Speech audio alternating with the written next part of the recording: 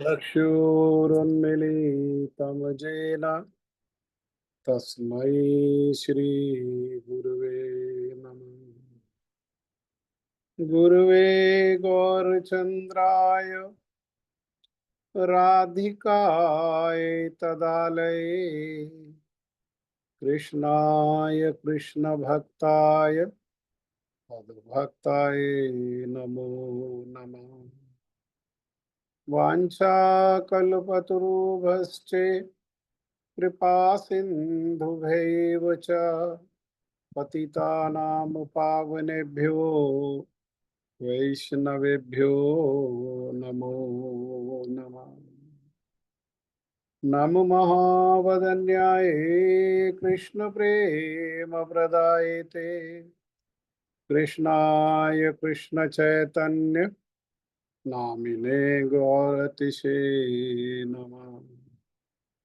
यं प्रव्रजन्तमनुपेतमपेतकृत्यं द्वैपायनो विरहाकातराजुहाव पुत्रेति तन्मयतया सर्वोऽभिनेदुं तं सर्वभूतहृदयं मुनिमानतोऽस्मि। तमादिदेवं करुणानिधानं तमालवर्णं सुहृतवतारम् अपार संसार समुद्रसेतुं भजामहे भागवत स्वरूपम्। नारायणं नमस्कृत्यं नरं चैव नरोत्तमं देवीं सरस्वतीं व्यासं ततो जयमुदीरये।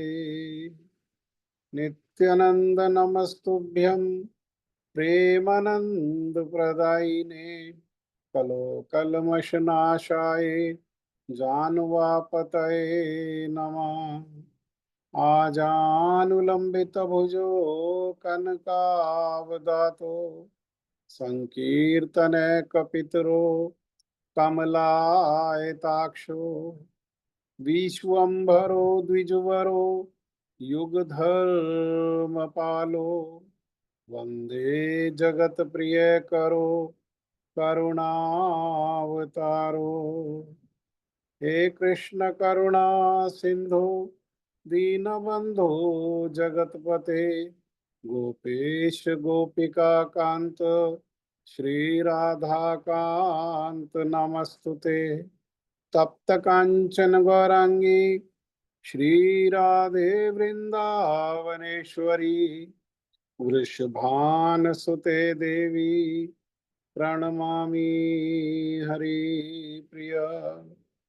भक्त्या विहीन अपराधलक्षे क्षिप्ताश्च कामादितरङ्गमध्ये कृपामयि त्वां शरणं प्रपन्ना वृंदे नमस्ते चरणारविन्दं वृंदे नमस्ते चरणारविन्दं वृंदे नमस्ते चरणारविन्दम्। श्री कृष्ण चैतन्य प्रभु नित्यानंद श्री अद्वैत गदाधर श्रीवासादि गौर भक्त वृंद। हरे कृष्ण कृष्ण कृष्ण हरे हरे हरे राम राम राम हरे हरे। मैं सर्वप्रथम मेरे गुरुपाद पद्म नित्य लीला प्रविष्ट ओम विष्णुपाद परमहंस परिव्राजकाचार्य अस्तोत्र शत युगाचार्य श्री श्रीमद भक्ति वेदांत शिल नारायण गोस्वामी महाराज जी के अभय चरणारविंद में अनंत कोटि दंडवत प्रणाम करते हुए उनकी कृपा याचना करता हूँ तदुपरांत नित्य लीला प्रविष्टों विष्णुपाद स्तोत्र श्री श्रीमद भक्ति वेदांत स्वामी महाराज शील प्रभुपाद जी के चरण सरोज में अनंत कोटि दंडोत प्रणाम। रूप अनुग गुरु परंपरा के चरणों में अनंत कोटि दंडोत प्रणाम। ग्रंथराज श्रीमद् भागवत महापुराण, श्रीमद् भागवत कथा, श्रीमद् भागवत कथा के श्रोता वृंद, वैष्णव वैष्णवी, माता भाई बहन प्रभु, आप सभी का अभिनंदन, आप सभी को मेरा यथायोग्य प्रणाम।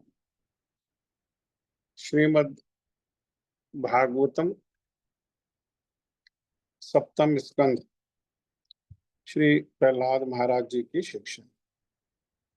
तो हम लोग सुन रहे थे कि किस प्रकार से दोबारा फिर पढ़ा के, समझा करके और याद करा के और उनसे पूछ करके भी, जो षंड और अमर्क ने पढ़ाया, उन्होंने पूछा तुम्हारे समझ में आया?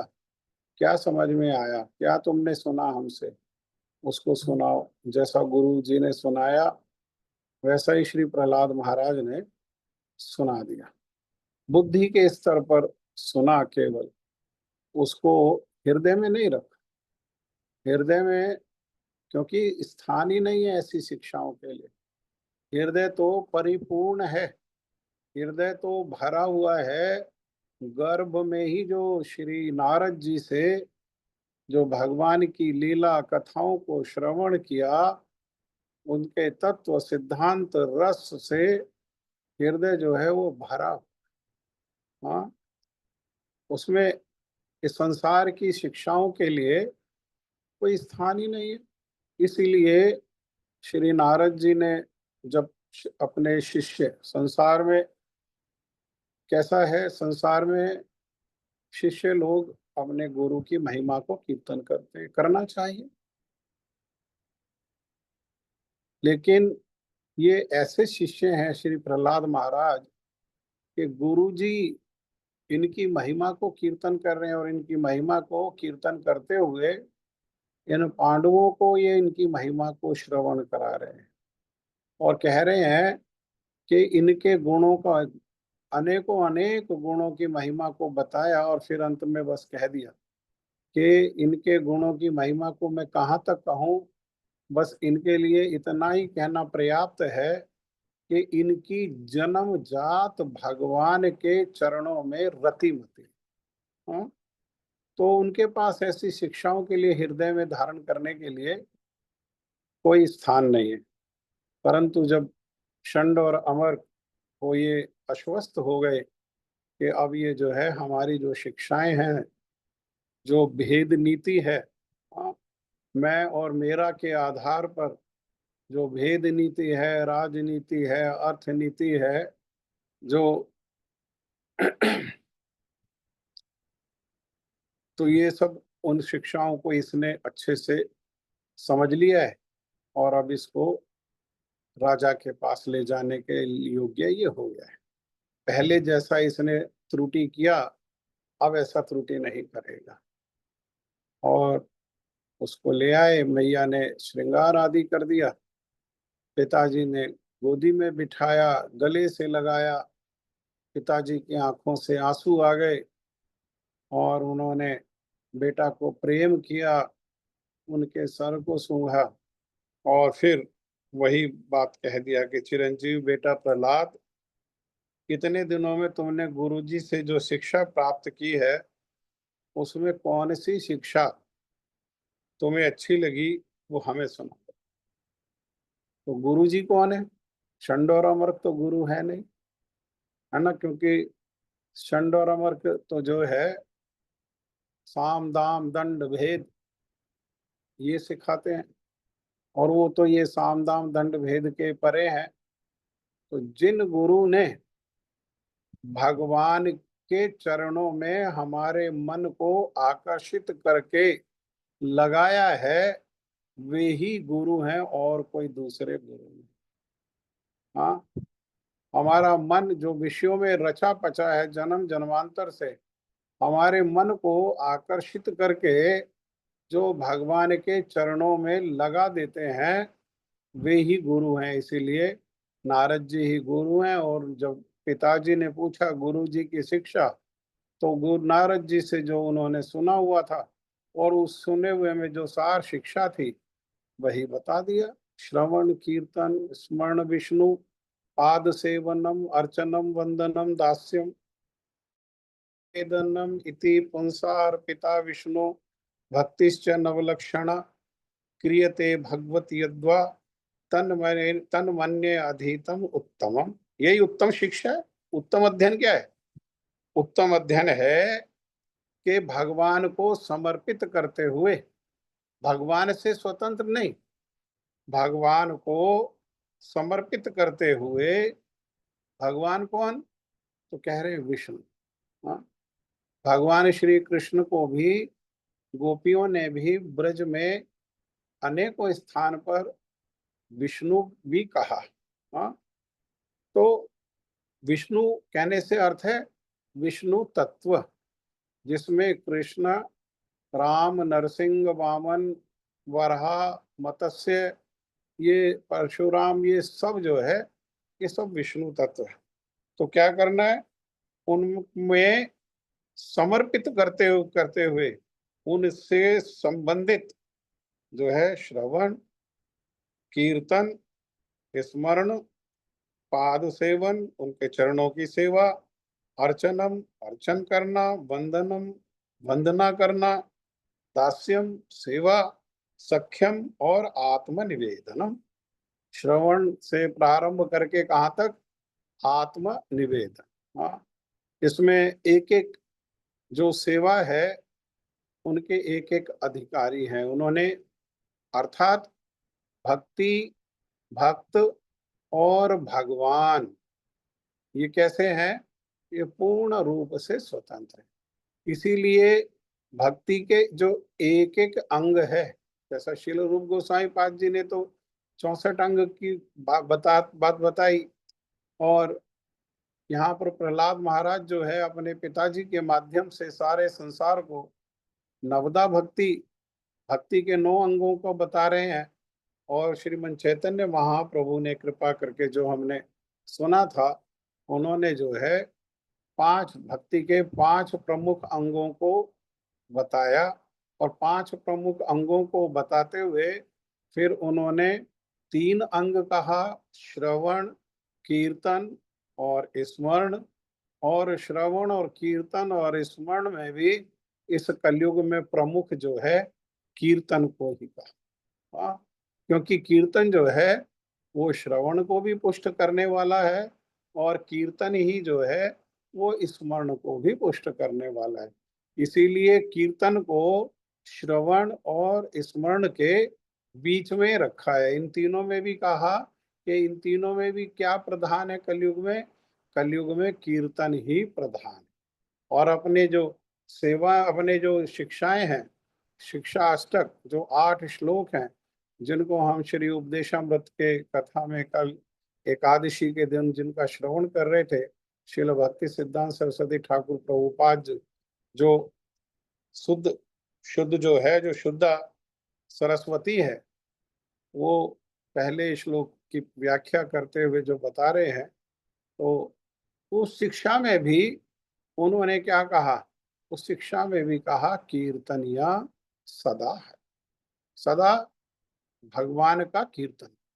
हाँ, तो कीर्तन को ही प्रमुख रखा है।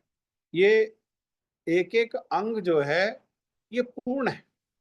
एक एक अंग भक्ति का जो एक एक अंग है वो पूर्ण है। इसीलिए साधु लोग यही बात को समझाते हैं इस श्लोक को समझाते हुए कि भाई संभव है तो भक्ति के 9 अंग हैं, 9 के 9 अंगों से भगवान की सेवा करो। अरे 9 से नहीं तो 8, 7, 6, 5, 4, 3, 2, कम से कम किसी एक अंग को लेकर के भगवान की सेवा करनी चाहिए। क्योंकि एक एक भक्ति का जो अंग है वो कैसा है? वो पूर्ण है। एक अंग में आश्रय लेने पर भी क्या है? एक अंग में आश्रय लेने पर भी वो भगवान की उपलब्धि कराने में एक एक अंग भक्ति का जो है वो सामर्थ्यवान है, इतना पूर्ण है।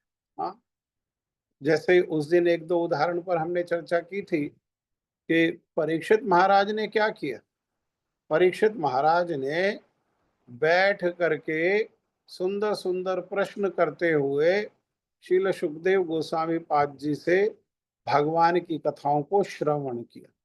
और श्रवण करते करते करते कैसा निराहार, हाँ, बिना सोए बिना जल पिए एक आसन पर बैठ करके दिन रात 24 घंटे भगवान की सुंदर सुंदर लीला कथाओं को श्रवण करके, और केवल श्रवण का, भक्ति का जो अंग है श्रवण, उसी को अंगीकार करके उन्होंने भगवान की उपलब्धि कर ली, हाँ, भगवत प्राप्ति कर ली।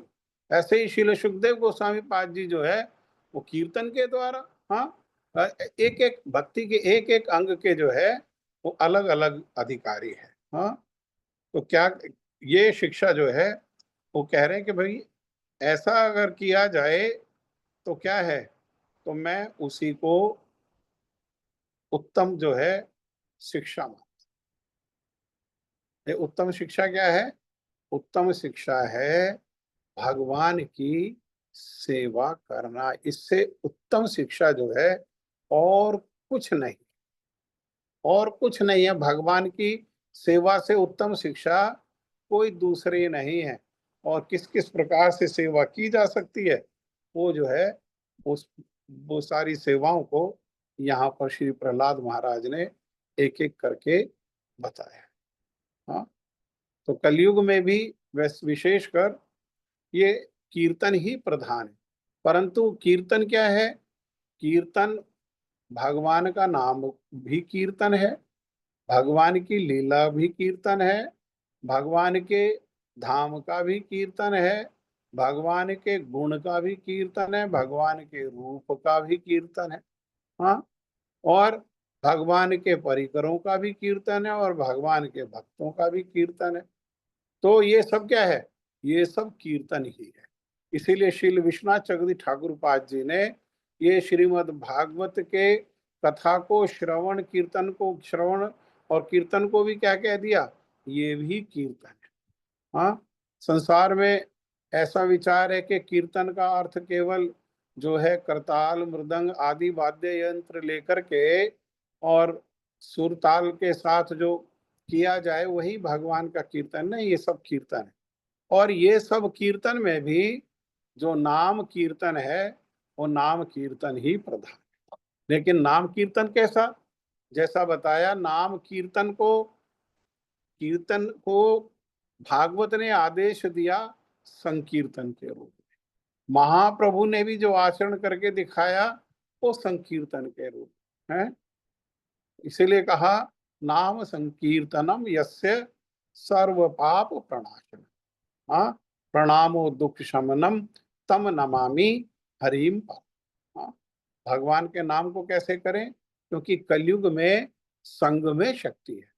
तो मिलजुल करके कुछ नाम जो है, जैसे भक्तों ने सिखाया, कुछ नाम जो है वो बैठ करके एक आसन पर मन मन में करे, कुछ नाम जो है वो बोल बोल करके करे, कितना कितना ऊंचा बोल करके करे कि स्वयं को सुनाई दे, और कुछ नाम जो है नाम कीर्तन भक्तों के संग में उच्च स्वर से वो कीर्तन करे। क्योंकि उच्च स्वर से जो किया गया जो कीर्तन है सबके साथ मिलकर के वो सारे जीवों का मंगल करने वाला, सारे जीवों का मंगल करने वाला वो जो बोला गया नाम है कीर्तन में, वो क्या है? वो पशु पक्षी कीट पतंग, हाँ, अश्रद्धालु व्यक्ति जो, और जो वनस्पति जिसके भी कान के स्पर्श करेगा वो क्या है? उसको मंगल करेगा। इसीलिए जो भक्त लोग हैं वो स्वार्थी ना होकर के क्या करते हैं? वो संकीर्तन, हाँ, यजंती प्राय सुमेधसा। कलयुग में जो सुमेधा अच्छी बुद्धि वाले हैं वो क्या करते हैं? वो यज्ञ करते हैं। कौन सा यज्ञ करते हैं? वो नाम कीर्तन का यज्ञ करते हैं। हाँ, मुख से नाम की आहुति देते हैं। और आहुति कहाँ दी जाती है? यज्ञ के लिए आहुति देनी होती है तो नाम की जिह्वा से आहुति देते हैं। और आहुति देने के लिए तो कोई यज्ञ हवन कुंड चाहिए, तो ये कान जो है, ये कान क्या, ये कान जो है ये हवन कुंड है। ये यज्ञ को, हरि नाम संकीर्तन के यज्ञ को विशेषकर जो है कलयुग में इसी की प्रधानता है, इसी को प्रचार प्रसार किया गया। और नाम में भी देखो, नाम में भी कितने सारे नाम हैं। हाँ, गोविंद नाम है, हाँ, दामोदर नाम है, और अकेला नहीं है तो राधा दामोदर है, राधा गोविंद है, राधा मदन मोहन है, राधा श्याम सुंदर है, हाँ, तो राधा रमण है, राधा वल्लभाचार्य है, राधा वल्लभ है, वल्लभाचार्य नहीं, क्षमा करना, राधा वल्लभ है। हाँ, तो ऐसे अनेकों अनेक नाम है। लेकिन महाप्रभु जिस नाम को लेकर के आए और जिस नाम को इस संसार को प्रदान किया, मेरे गुरु जी कहते कि मैं पहले विचार करता था कि अरे हरे कृष्ण में कौन है, ये कृष्ण है, श्रीमती राधा रानी है, तो सीधा ही जो है राधा कृष्ण क्यों नहीं कहा जा सकता, राधा गोविंद क्यों नहीं कहा जा सकता, राधा श्याम सुंदर क्यों नहीं कहा जा सकता। महाप्रभु का क्या आदेश है और महाप्रभु का आचरण क्या है। महाप्रभु ने स्वयं भी बैठ बैठ करके ये जो हरे कृष्ण महामंत्र है, हरे कृष्ण कृष्ण कृष्ण हरे हरे, हरे राम राम राम हरे हरे। इसमें कृष्ण और राम ये दोनों ही कौन है, ये दोनों ही श्याम सुंदर हैं। हाँ, तो हरे राम कहने का अर्थ जो है वो गुरुदेव बताते हैं कि हरे राम कहने का अर्थ है, हरे मतलब संकेत में संकेतवाचक शब्द है। हाँ, तो कह रहे थे गुरुजी कि जैसे पति जो है पत्नी को बुलाता है, ए जी सुनिए, तो पत्नी का नाम नहीं जानता है क्या, नाम जानता है, लेकिन जब नाम नहीं लेकर के इस प्रकार से पुकारता है तो नाम पुकारने पर संबंध उसमें नहीं होता, लेकिन इस प्रकार से पुकारने में संबंध की मधुरता भी इसमें रहती है और ये मधुर है। इसी प्रकार से हरे राम मने रमण करने वाले, हरे मने जो उनको रमण कराती हैं। हाँ, हरे मने जो कृष्ण को रमण कराती हैं, और राम मतलब जो रमण करते हैं। हाँ, किसमें, प्रेम रस में जो रमण कराती हैं और प्रेम रस में ही निमज्जित होकर के जो रमण करते हैं, इस प्रकार से ये हरे राम है। तो हरे कृष्ण महामंत्र में जिस प्रकार से मधुरता है, वैसे और नामों में, ये हरे कृष्ण महामंत्र में सारे नामों का मधुरता जो है, ये हरे कृष्ण महामंत्र में अलग अलग नाम लेने से अलग अलग प्रकार की उनकी लीला का स्मरण होता है और उनके जो है अलग अलग प्रकार से मधुरता का स्मरण होता है। लेकिन ये हरे कृष्ण महामंत्र में ये क्या है, वो सारी की सारी लीलाओं का इसमें रखा हुआ है भगवान ने, और सारे के सारे रूप और सारी अपनी मधुरता को ये जो है महामंत्र में रखा है। इसीलिए हमको क्या करना चाहिए, महाप्रभु, हम रूप अनुग है, रूप अनुग अर्थात रूप गोस्वामी पाद के शिक्षाओं को पालन करने वाले, क्योंकि वो रूप गोस्वामी पाद जी जो है वो अभिधेय तत्व के आचार्य है, और हमारे आचार्य भी कौन है, रूप अनुग गुरु वर्ग है।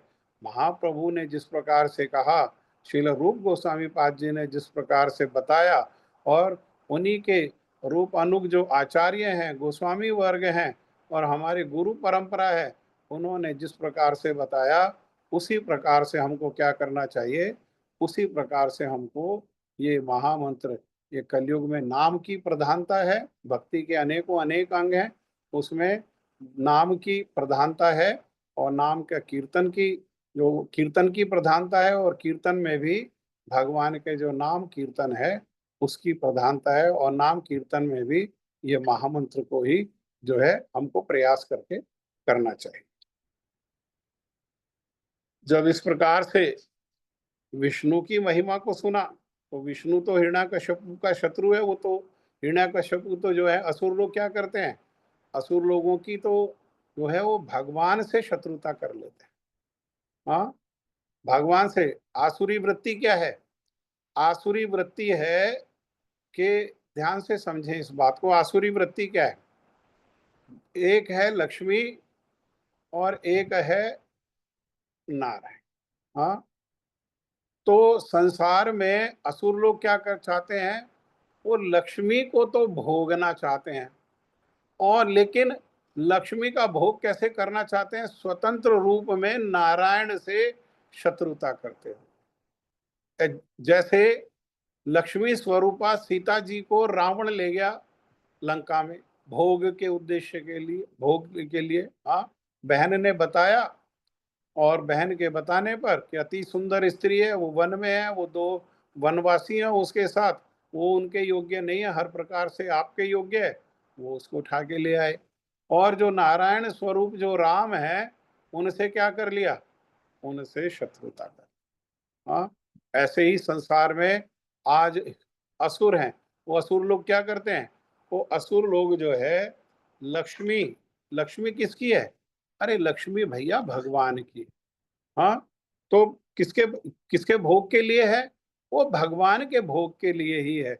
हम तो क्या कर सकते हैं, हम तो केवल अपना जीवन यापन के उद्देश्य से, जिस प्रकार से छोटा बच्चा माँ से अपना जीवन यापन के लिए माँ से सुविधा को प्राप्त करता है, इसी प्रकार हम जो है अपने जीवन यापन के लिए उस सुविधा को प्राप्त करें। लेकिन जीवन यापन का क्या उद्देश्य है, जीवन यापन का क्या अर्थ है, जीवन यापन का क्या अर्थ है और जीवन का क्या अर्थ है, तो वो ब्रह्मा जी स्तुति करते हुए बता रहे हैं दशम स्कंद में कि जीवन में दुख आए तो ये दुख का कारण कौन है, ये मेरे ही कर्मों का कारण ये दुख है।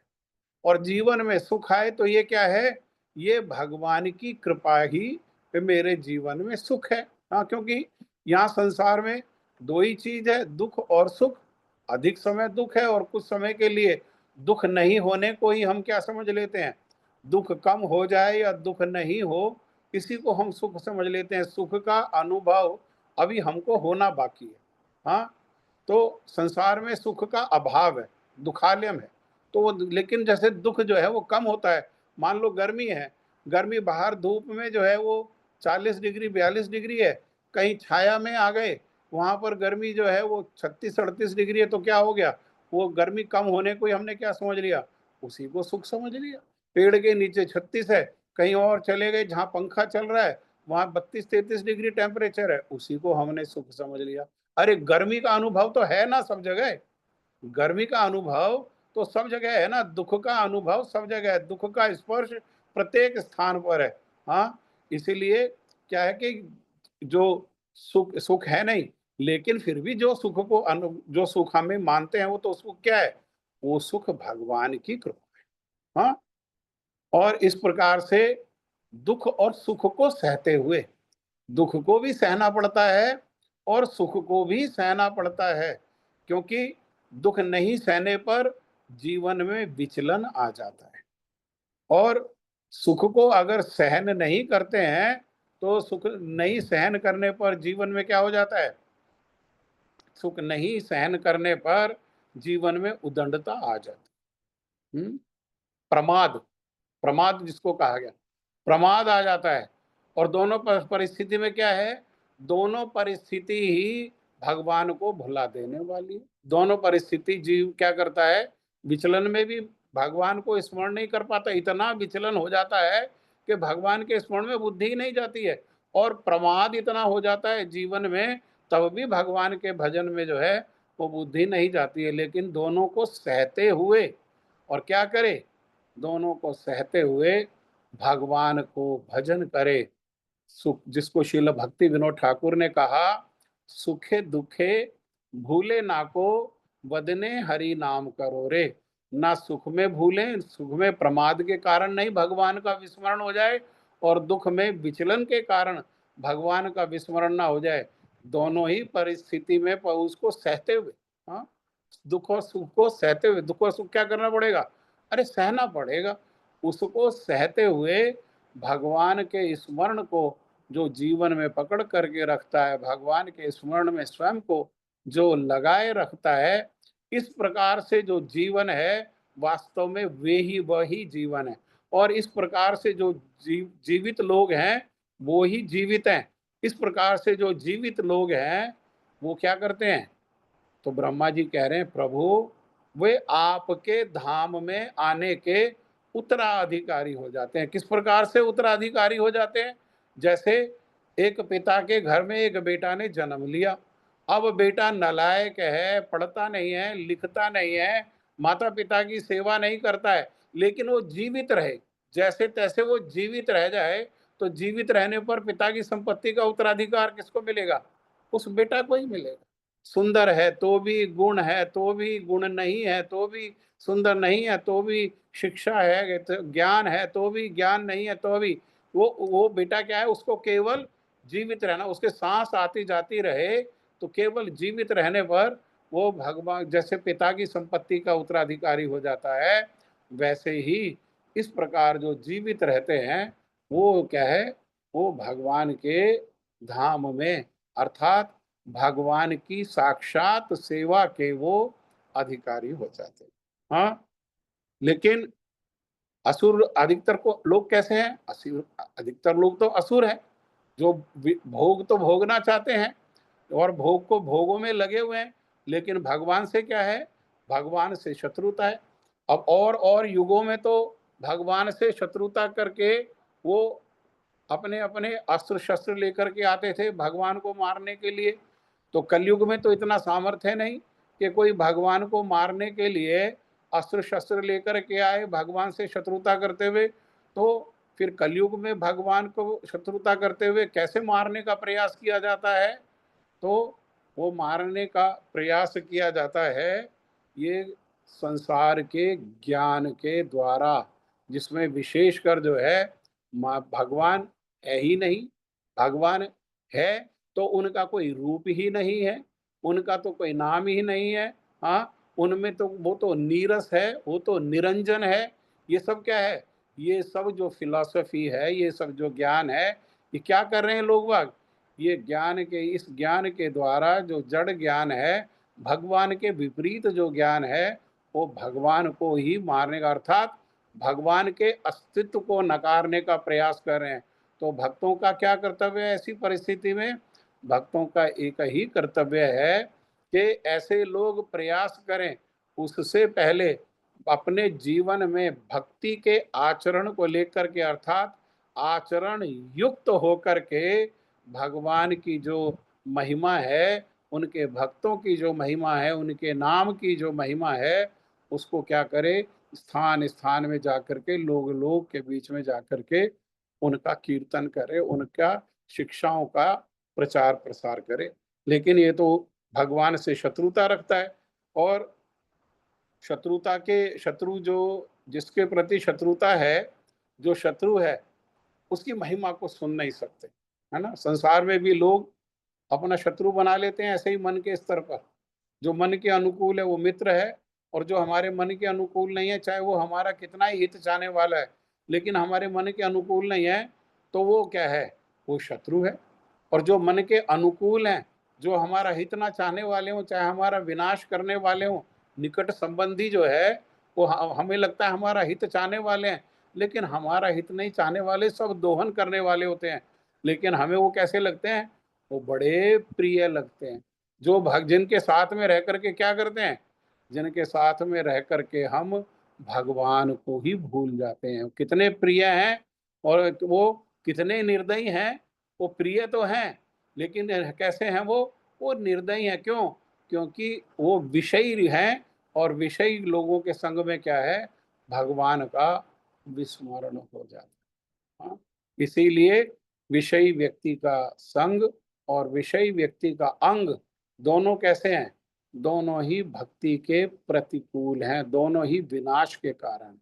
हाँ, विनाश के कारण है।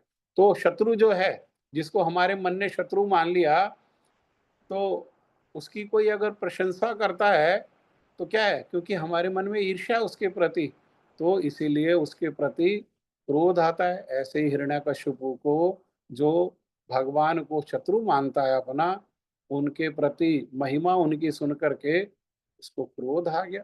और क्रोध किसके ऊपर आ गया? वो क्रोध आ गया उनकी महिमा को कीर्तन करने वाले, जो कौन है? जो अपना ही बेटा है, स्वयं का ही बेटा है। हाँ, लेकिन शत्रु की महिमा कीर्तन कर रहा है, इसलिए बेटा भी में भी क्या दिखाई देने लगा? बेटा भी शत्रु के जैसे ही दिखाई देने लगा। और उन्होंने कहा,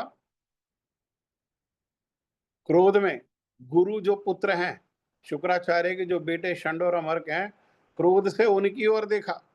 क्यों? क्योंकि उसके तो महिमा सुनते ही भगवान की उसके तो होठ फड़फड़ाने लगे। हाँ, इतना क्रोध आ गया और कहने लगा, अरे नीच ब्राह्मण, ये तेरी कैसी करतूत है दुर्बुद्धि। तूने मेरे कुल कुल की परवाह भी नहीं करी, ना मेरी कुछ परवाह करी, और क्या किया? इस बच्चे को कैसी निस्सार शिक्षा दी। हाँ, वो कह रहा है कैसी शिक्षा है ये निसार, अर्थात इस शिक्षा में सार वस्तु कोई है ही नहीं। सार किसमें है? सार किसमें है? आज भी संसार में हम लोग जो है सार शिक्षा किसको समझते हैं? अरे जिस शिक्षा को प्राप्त करके अच्छा सा पैकेज मिल जाए और पैकेज मिल करके विषयों को भोगने के लिए हम सामग्री जुटा सकें और धन का संचयन कर सकें, ऐसी जो शिक्षा है, जिस शिक्षा के माध्यम से ये सारी सुविधाएं मिलती हैं, वो कैसी सुविधाओं, उस सुविधाओं को, उस शिक्षा को कैसा मानते हैं हम लोग? उसी शिक्षा को संसार के लोग जो है सार शिक्षा मानते हैं। भगवान की शिक्षा को संसार के लोग कहते हैं भगवान का नाम लेने से पेट भर जाएगा। हाँ, भगवान का कथा से पेट भर जाएगा। अरे क्या करना पड़ेगा? काम करना पड़ेगा संसार में। क्यों? क्योंकि शेर भी एक स्थान पर नहीं बैठता। शेर के बैठे बैठे शेर के मुंह में हिरण अपने आप नहीं चल करके आता, बल्कि उसको भी क्या करना पड़ता है? उसको भी प्रयास करके शेर को, हिरण को पकड़ करके मार करके खाना पड़ता है, तब शेर का पेट भरता है। ये इस पूजा अर्चन में कुछ नहीं रखा है, इस भक्ति में कुछ नहीं रखा है, ये असार है। सार क्या है? सार है संसार की शिक्षा को लेकर के संसार में योग्य बन करके, और संसार में योग्य बन करके विषयों का संग्रह करने के उद्देश्य से धन का अर्जन करना, धन का संचयन करना, ये जो है ये सार शिक्षा। हाँ, हमने तो देखा कि जो लोग भक्ति जीवन में भी आ गए, तो खुद स्वयं तो इन शिक्षाओं को कह रहे हैं, लेकिन अगर बच्चा गलती से मन अपने पढ़ाई छोड़ करके या अपना व्यवसाय छोड़ करके मंदिर में आ गया, तो मंदिर पूरे परिवार के साथ मंदिर में झगड़ा करने के लिए आगे, जो खुद इन शिक्षाओं को लोगों को सुना रहे हैं, और सुनते हैं तो सुनने में आंखों से आंसू आ जाता है सुनते समय, और संसार को बताते भी हैं ये शिक्षा। अर्थ क्या? अर्थ ये है कि वो क्या है, वो ये शिक्षाएं हृदय में प्रवेश नहीं करी। हृदय में प्रवेश क्यों नहीं करी? इन शिक्षाओं का अनुभव नहीं। क्यों अनुभव नहीं है? क्योंकि शिक्षाओं को सुना, रटा और उसको बार बार दोहरा दिया, उसका आचरण नहीं हुआ। अनुभव कब होगा? जब उन शिक्षाओं का जीवन में आचरण होगा, अरे तभी तो अनुभव होगा। हाँ, हम तो सुनते हैं, भगवान की बात को भी सुनते हैं, लेकिन भगवान की बात को भी सुन करके उसको भी अनसुना कर देते हैं। हाँ, भगवान भगवत गीता में कह रहे हैं, कौन कहेगा? अरे हम किसकी बात मानेंगे? ग्रंथ की बात मानेंगे, साधु की बात मानेंगे, भगवान की बात मानेंगे? किसी की बात तो मानेंगे ना। किसी की बातों में तो हमारी श्रद्धा होनी चाहिए, किसी की बातों को सुनकर तो हमारे जीवन में आचरण होना चाहिए। भगवान स्वयं कह रहे हैं, भगवान कह रहे हैं, देखो, एक तुम्हारा काम है, तुम उस एक काम को करो, और बाकी जितना भी काम है वो सारा मेरा है, उसे मैं करूंगा। भगवान कह रहे हैं मैं करूंगा। ये नहीं कह रहे कि मैं अपने सेवकों से करवाऊंगा, दासों से करवाऊंगा, देवताओं से करवाऊंगा, नक्षत्रों से करवाऊंगा, ये सब कुछ नहीं कह रहे।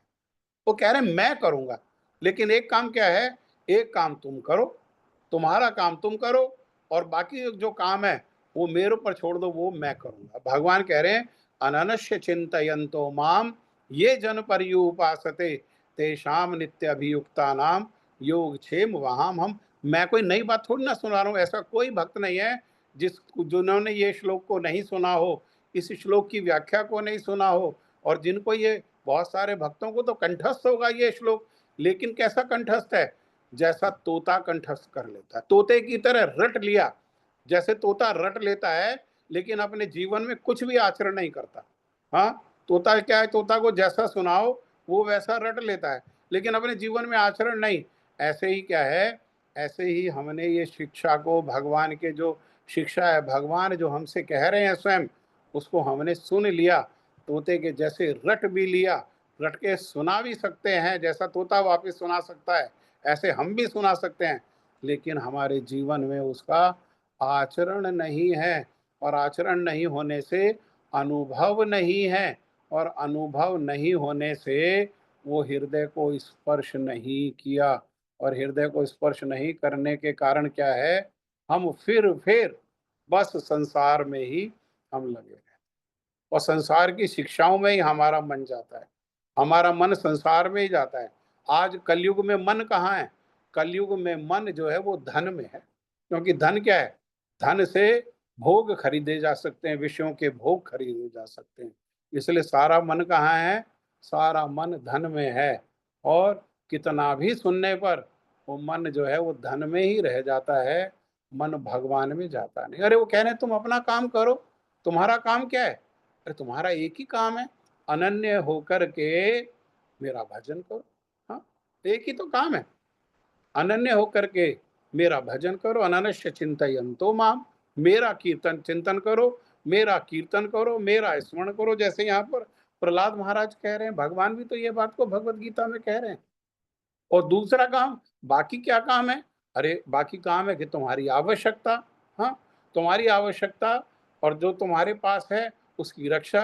अरे भैया, जो तुम्हारे पास है उसकी मैं स्वयं डंडा लेकर के, चौकीदार बन करके, प्रहरी बन करके मैं पहरा दूंगा, निश्चिंत रहो। तुम केवल अनन्य होकर के भगवान का भजन करो, मेरा भजन करो। मैं तुम्हारे पास जो है उसकी मैं रक्षा करूंगा। और जो नहीं है, परंतु भजन करने के लिए जो आवश्यकता है उसे तो गुरु जी कहते हैं वहाम अहम, भगवान कह रहे हैं मैं वहन करूंगा। अर्थात उसको सबको भैया, गुड़ को, आटा को, दाल को, सब्जी को, फल को, दूध को भगवान अपने सर पर रख करके लेकर के आएंगे।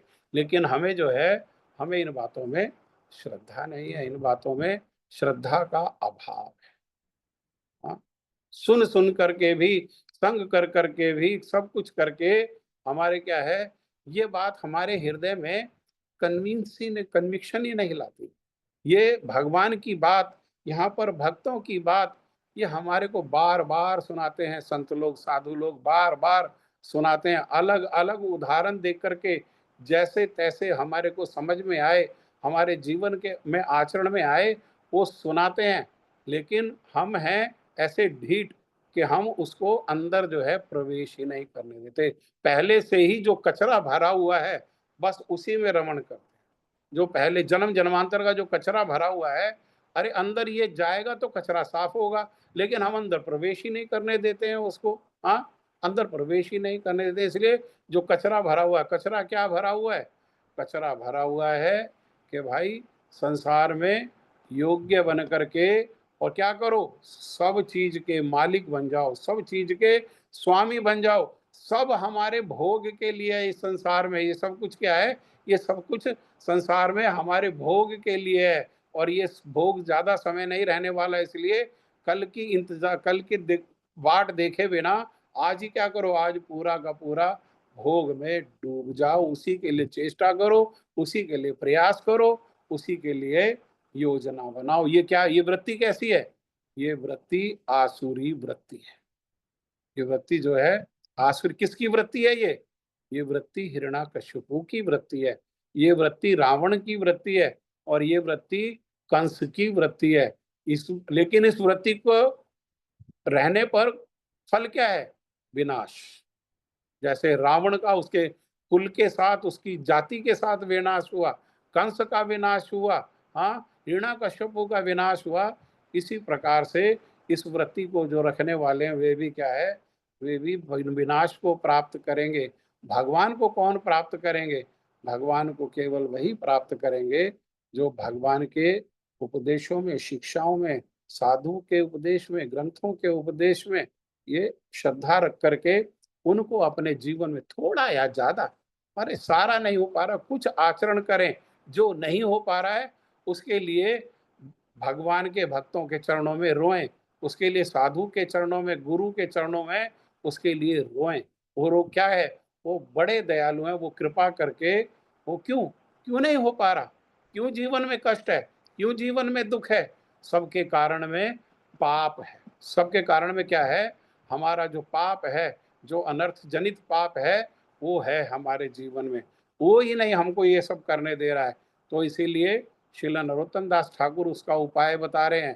कहाँ र निकट गेले पाप दूर जाए, ए मन दयाल प्रभु के बा को था पाए। वो जो पाप है, जो अनर्थ है, उससे हटाने का क्या है? वो साधु के चरणों में रोना। इन्हीं सब के ये सब जो उपदेश हैं, ये सब जो शिक्षाएं किसके लिए हैं? सारी मेरे लिए हैं। लेकिन मेरे जीवन में इनका आचरण नहीं हो पा रहा है। आप क्या करो? आप उसके लिए मेरे को बल दे, बल दे दो। जैसे अभी हमने गुरु जी का कीर्तन सुना ना हमारे कुसुम दीदी से, देखो उसमें क्या कहा, अरे सहन करने का बल दे दो, बुद्धि दे दो, शक्ति दे दो। किस लिए? हाँ, किस लिए? कि ये प्रमाद को सहन कर सकें, विचलन को सहन कर सकें, दुख के विचलन को सहन कर सकें और जीवित रहें। हरे कृष्ण कृष्ण कृष्ण हरे हरे, हरे राम राम राम हरे हरे। ये ही सार शिक्षा है। लेकिन हिरण्यकश्यप कह रहा है कि तूने ये जो इसको सिखाया ये कैसी है? ये निसार शिक्षा है। ठीक है, समय क्या हुआ भाई, कोई हो गया बताए? प्रभु जी, समय हो गया, हो गया। हो गया तो बता दिया करो आपको। चलिए, ठीक है। इसके आगे फिर आगे श्रवण करेंगे। अभी जप जिनकी बारी है जप करने की वे जप करें।